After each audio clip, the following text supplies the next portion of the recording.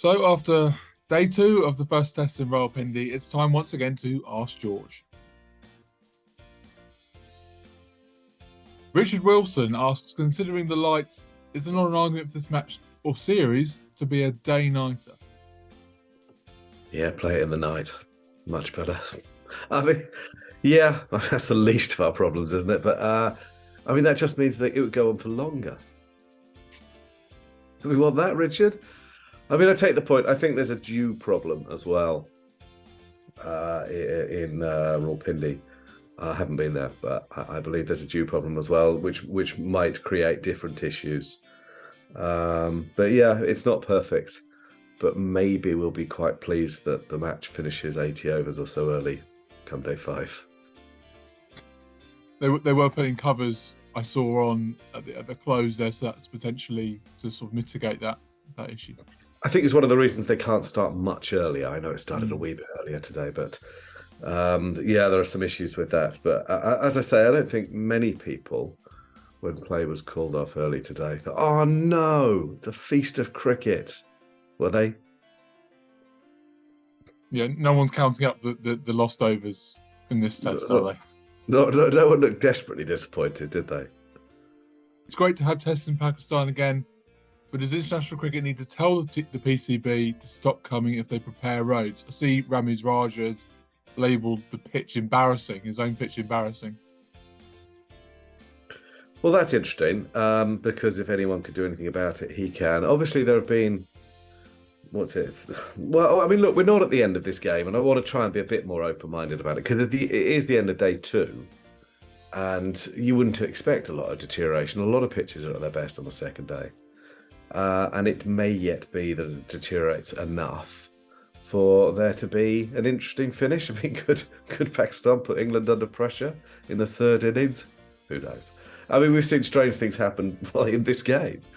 So, let's try and keep a bit of an open mind. But it's not cricket to my taste. But I think the pitches in New Zealand might be similar. It's an old-fashioned style of cricket, and some people still enjoy it. Test cricket in Australia was played like this not so long ago. There was a bit more pace and bounce in Australia, of course there is. But, pitches in Adelaide have been... I've struggled with some Adelaide tests over the years. And I think if you look back at Hamilton on England's last tour, or even Mount Maunganui, it was pretty slow stuff, and it happens, is my point. And I'm sure the question is tongue-in-cheek. I don't think anyone's seriously saying we're not going to get a Pakistan. Maybe Pakistan cricket needs some investment, which is, sort of what England will be providing by going there.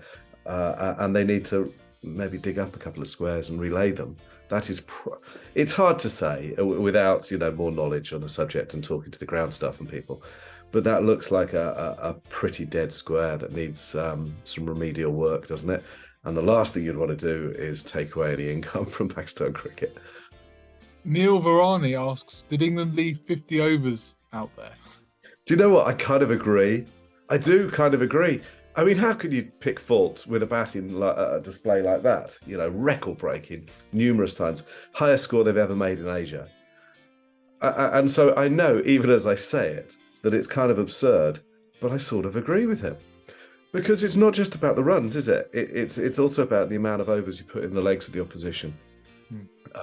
We saw that Pakistan had one bowler off the field, and Nazim Shah was having some sort of treatment on his shoulder or elbow.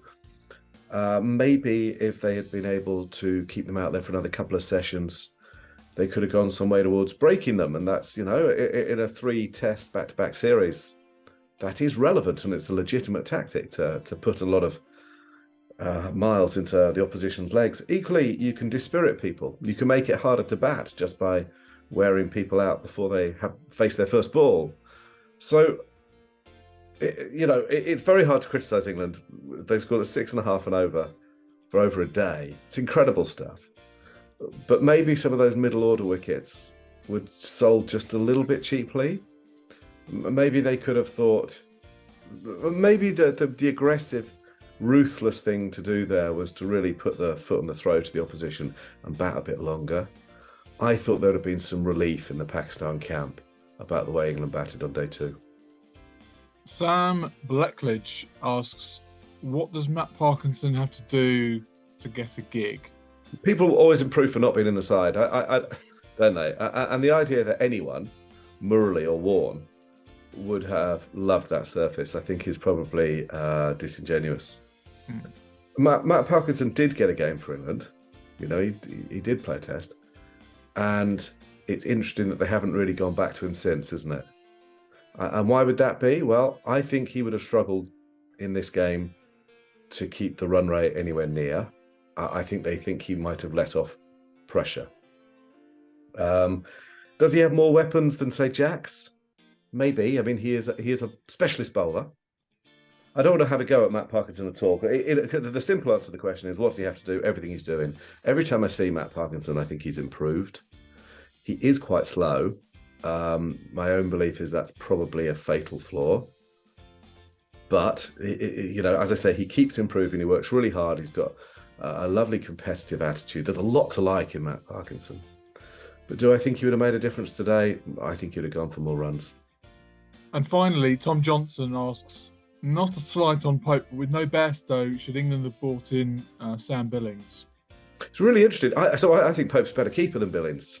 I don't think, Billings doesn't keep regularly for Kent, does he? Admittedly, there are various reasons for that. The Lions keeper was Jamie Smith, and Pope was picked ahead of him for Surrey a couple of times last season. Notably, correct me if I'm wrong, T20 quarter-final, I think. So I think Pope's quite good. And should they have picked another keeper to come on tour is basically the question, whether it's Billings or not. Who? Because I'm not sure who would, genuinely, who would be the second choice keeper at this stage if you're not going Bairstow or Pope or, Duckett could obviously keep as well. Burgess, Simpson, Cox has obviously gone backwards at Worcester. You couldn't pick him at the moment, I don't think. I don't know. There'll probably be lots of obvious candidates I'm not thinking about off the top of my head. Had they picked them, had there been a really good keeper, I think folks would have taken that outside edge, yeah. Awful hack. I think that probably would have been an early wicket. But would a reserve keeper have been well? I mean, would the reserve keeper have also avoided the illness that everyone else has been affected by? Well, who the hell knows? Would they have caught it? Would Simpson have caught it? I think Pope's pretty good. I don't think it's an unreasonable thing that England have done to have someone, potentially hanging around on tour rather than playing franchise cricket, T10 league, whatever they would be playing right now.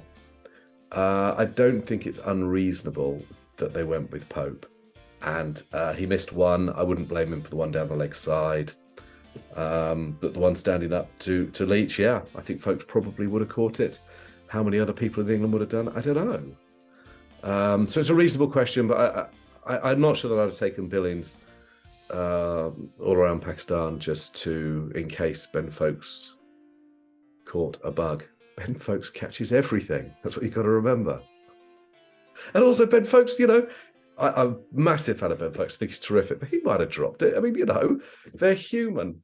But in a game with so few chances, something like that's going to be magnified. But I think Pope looks quite good, actually. And maybe just needs a bit more experience of doing it.